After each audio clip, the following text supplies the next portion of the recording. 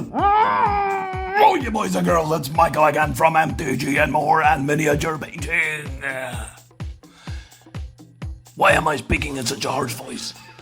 I think I have no idea.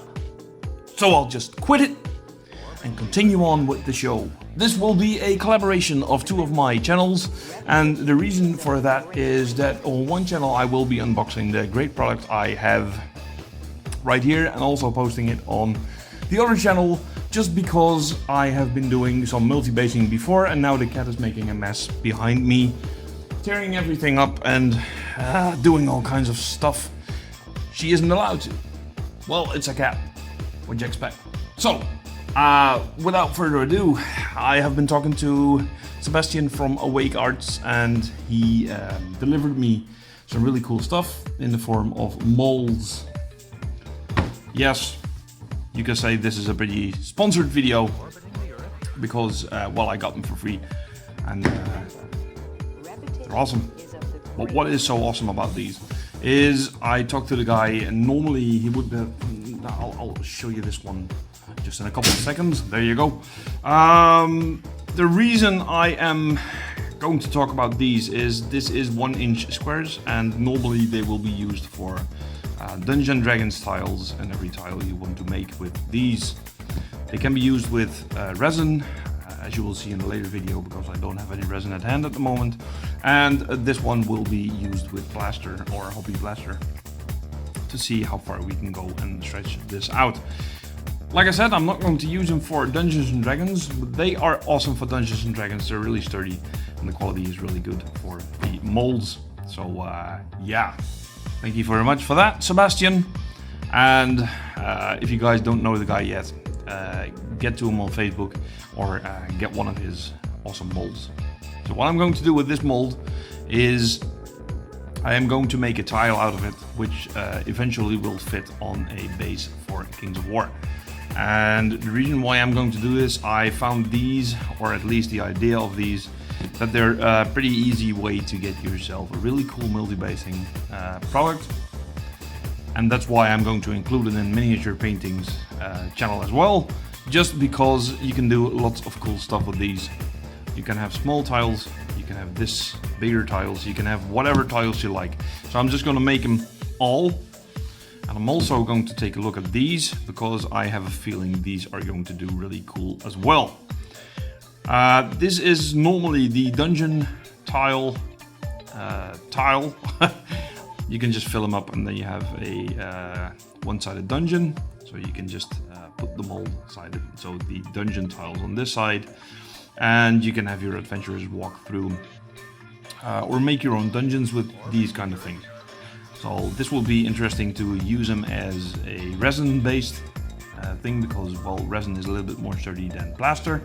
But if you are going to use them on top of a MDF base or something, or you're just going to glue them like stones, why the hell don't you use plaster? So this is why we are going with plaster for this video.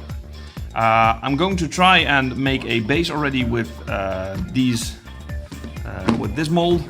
I'm going to look into it further in this mold into, well, you know what I mean, and see how far we can go. So first off, this is the first end of the video. I'm going to fill it with plaster right now, and we'll speak to you as soon as possible when we have some results.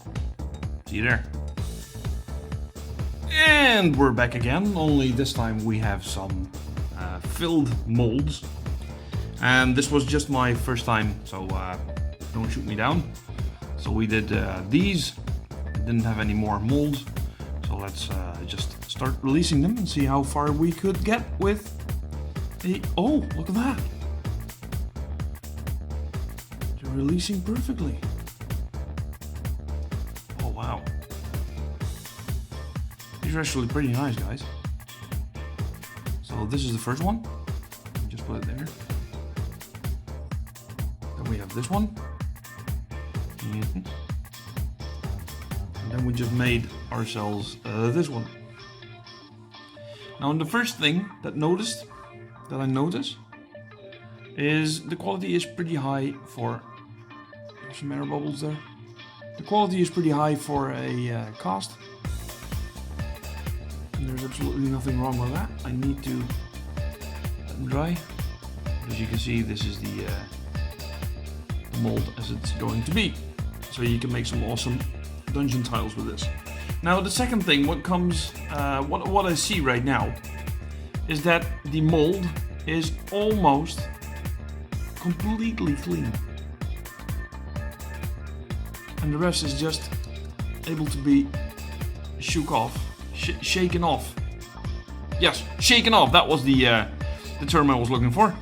So I'm going to explore a little bit further on with these ones.